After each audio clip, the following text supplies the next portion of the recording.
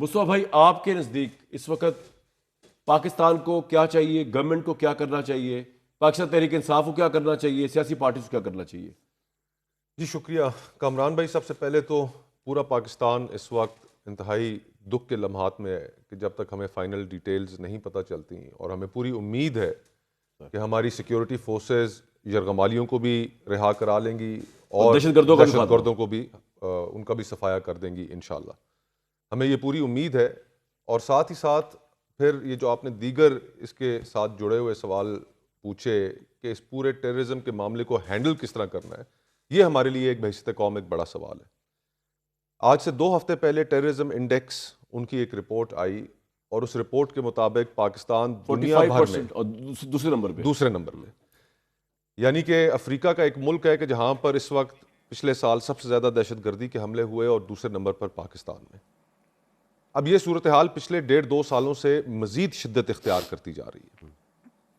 تقریباً 2000 کے قریب ٹیررسٹ انسیڈنٹس ہوئے پچھلے 1 سال میں، اور پھر تقریباً 1600 کے قریب ہمارے سیکیورٹی فورسز کے اہلکار، فوج کے جوان، پولیس کے اہلکار شہید ہوئے ان حملوں میں. اور اس کے باوجود جو ہمارے ہاں پولیٹیکل کنسنسس ہے وہ ہم بنا نہیں پائے کہ ہم نے آخرکار دہشت گردی جیسے عفریت کا مقابلہ کیسے کرنا ہے. اب پاکستان میں دہشت گردی کے 2 ڈائمنشنز ہیں. ایک بڑا ڈائمنشن خیبر پختونخوا کے حوالے سے ہے کہ جس میں ٹی ٹی پی اور ٹی ٹی اے، جس نے ٹی ٹی اے نے وہاں پر انہیں تحفظ دے رکھا ہے، وہ پاکستان کے اندر حملے کرتے ہیں. اور ہماری جو ایک پالیسی تھی پچھلی کئی دہائیوں کی، لک دا ادر وے، اس نے ایک بیک فائر کیا ہے. اور آج ہمیں ٹی ٹی اے سے وہی مشکلات پیش آ رہی ہیں کہ جو ہمارا خیال تھا، ہمارے پالیسی سازوں کا خیال تھا کہ نہیں آئیں گی جب وہ کابل میں حکومت میں آ جائیں گے.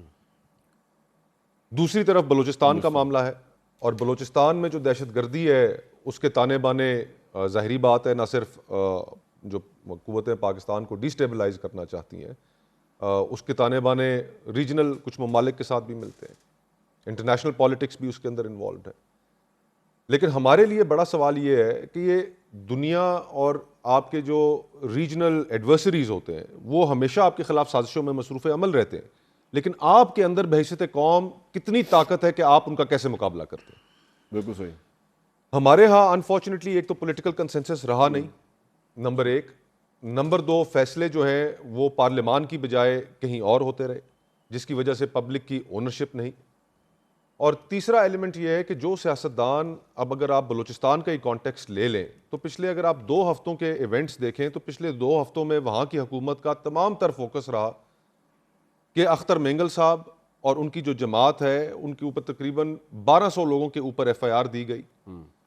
ان کے اختر مینگل صاحب کے بیٹے زیر حراست ہیں، ان کے دیگر جماعت کے اور لوگ زیر حراست ہیں. پولیٹیکل ایڈورسریز، آپ کے جو سیاسی مخالفین ہیں، ایون وہ ٹیررسٹ بھی آرگنائزیشن کو کوئی تعلق نہیں. مینگل صاحب تو بڑے سیزن پولیٹیشین ہیں، بڑے ریسپیکٹڈ. اور پھر ان کی سپیس بھی اتنی ریسٹرکٹ کر دی گئی کہ آج سے چند ماہ پہلے آپ نے دیکھا کہ وہ قومی اسمبلی سے استعفیٰ دے کے باہر نکل گئے. پھر اسی طرح ڈاکٹر مالک ہیں، اسی طرح محمود خان اچکزئی صاحب ہیں، کہ تمام جو جینوئن پولیٹیکل لیڈرز تھے ان کی پولیٹیکل سپیس کو اتنا ریسٹرکٹ کر دیا گیا، اور ان کے متبادل ایک ایسی کھیپ تیار کی گئی سیاستدانوں کی کہ جو سیاستدان آج ریاست کے کسی مفاد میں نہیں ہے، نہ وہ صورتحال کو بہتر کر سکے، بلکہ وہ تو بینیفیشریز آف کرائسس ہیں کہ جتنا کرائسس بڑھے گا وہ اپنی ان کی سیاست چمکے گی. تو یہ انفارچونیٹ ہے، یہ انفارچونیٹ ہے. اور بڑے بڑے عہدوں پہ ہم نے لوگوں کو بٹھایا، اور ساتھ یہ کہا کہ جی بلوچستان کا احساس محرومی دور ہوگا کیونکہ یہ لوگ اتنے بڑے عہدوں پہ بٹھائے جا رہے ہیں، لیکن اس کا نتیجہ کچھ نہیں نکلا. ٹھیک. اور پھر دوسری طرف آپ دیکھیں کہ جب آپ سیاست کو اتنا بے معنی کر دیتے ہیں، پولیٹیکل پروسیس کو بے معنی کر دیتے ہیں، تو پھر نوجوان اور باقی شہری جو ہیں وہ یہ سوال پوچھتے ہیں کہ جناب اس پولیٹیکل پروسیس کے ساتھ جڑے رہنے کا فائدہ کیا ہے. ہم نہیں کہتے کہ مسنگ پرسنز کے اوپر جو ڈفرنٹ آرگنائزیشنز کہہ رہی ہیں کہ وہ فگرز ان کے ٹھیک ہوں گے، پھر ہم یہ بھی نہیں مانتے کہ جو ریاست جو ان کو ڈاؤن پلے کر رہی ہے کہ وہ فگرز بھی ٹھیک ہوں گے، لیکن the truth lies somewhere in between. ہمیں معاملہ حل تو کرنا ہے، ہم نے لوگوں کی جو جینوئن گریونسز ہیں ان کو حل کرنا ہے. حکومت کو کیا کرنا چاہیے؟ دیکھیں حکومت تو ہاتھ میں ہاتھ دھرے بیٹھی ہے، حکومت کے پاس وہ اخلاقی حیثیت ہی نہیں ہے کہ قوم کو اکٹھا کر سکے، قوم کو یکجا کر سکے.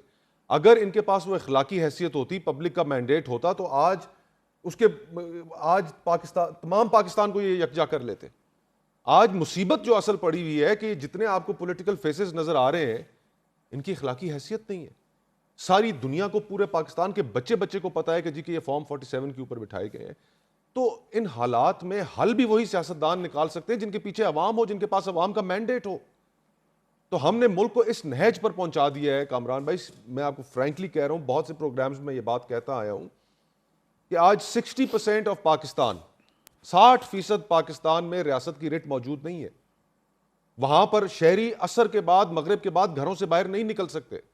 آپ خیبر پختونخوا کی صورتحال کو اٹھا کر دیکھ لیں, جنوبی اضلاع کی صورتحال کو اٹھا کر دیکھ لیں, حل ہم ہی نے نکالنا ہے نا. اور اس میں تو سر ایک پاپولر گورنمنٹ 11 سال سے بیٹھی ہوئی ہے, اس سے پہلے بھی تھی, 11 سال سے بیٹھی. دیکھیں ان میں بھی تو کنفیوژن ہے نا. پاکستان یہ کہ کچھ عمران خان کو یہ سمجھ نہیں آ رہی کہ لا کے بسانا ہے دہشت گردوں کو یا ان کو واپس بھیجنا ہے. مطلب ہمیں یہی ابھی تک سمجھ نہیں آئی. دیکھیں عمران خان صاحب کی جہاں تک پوزیشن ہے نا کہ وہ ٹی ٹی اے کے ساتھ نیگوشیٹ کرنا چاہتے تھے, ٹی ٹی پی کو فیسیلیٹیٹ کرنا چاہتے تھے پاکستان میں واپس آپ لے اس کر آنا. پوزیشن کے ساتھ کھڑے ہوئے تھے. دیکھیں نہیں, میں بالکل بھی نہیں, میں اس پوزیشن کا بالکل حامی مجھے نہیں. پتا آپ نہیں حامی. میں قطعاً حامی نہیں تھا, بلکہ میں نے تو اس وقت جب یہ سارا پروسیس کیا جا رہا تھا پبلکلی اسٹیٹمنٹس دیں, اور اس وقت کے فارن منسٹر نے میرے خلاف ایک پریس کانفرنس بھی کی. ٹھیک ہے کہ جناب, اور میں نے اعتراض کیا کہ یہ جو آپ خوشی کے شادیانے بجا رہے ہیں طالبان کے افغانستان میں حکومت میں آنے کے, تیسرے دن وہاں پر انہوں نے ٹی ٹی پی کے لوگوں کو ہزاروں کے حساب سے رہا کیا جیلوں سے, اور ان کو ان کے اوپر پوروں کی پٹیاں نچھاور کی گئیں. تو مقصد یہ ہے کہنے کا, دو پرابلمز, ایک وہ پالیسی غلط تھی اور ایک آپ کہہ رہے ہیں ان کے پاس اخلاقی پاور نہیں. لیکن اب پالیسیز کا جہاں تک تعلق ہے, یہ میرے بھائی بھلے ابھی حکومت میں ہو, یعنی کہ ایک بڑا عرصہ پنجاب میں بھی حکومت میں رہے, وفاق میں بھی رہے, سیاستدانوں کی لمیٹیشنز ہیں. ٹھیک ہے جی. کیا پالیسیز کے اندر سیاستدانوں کا انپٹ لیا جاتا ہے؟ اگر آج آپ ایک ہم نے نیشنل ڈاکیومنٹ تیار کیا تھا نیشنل ایکشن پلان کے نام سے, ایک انتہائی ایسا انسیڈنٹ ہوا کہ جس سے پوری دنیا لرز گئی, جو سانحہ اے پی ایس کا. ٹھیک ہے, ہم نے اس نیشنل ایکشن پلان کی کس طرح دھجیاں بکھیر دیں. سر آپ کا پوائنٹ آ گیا.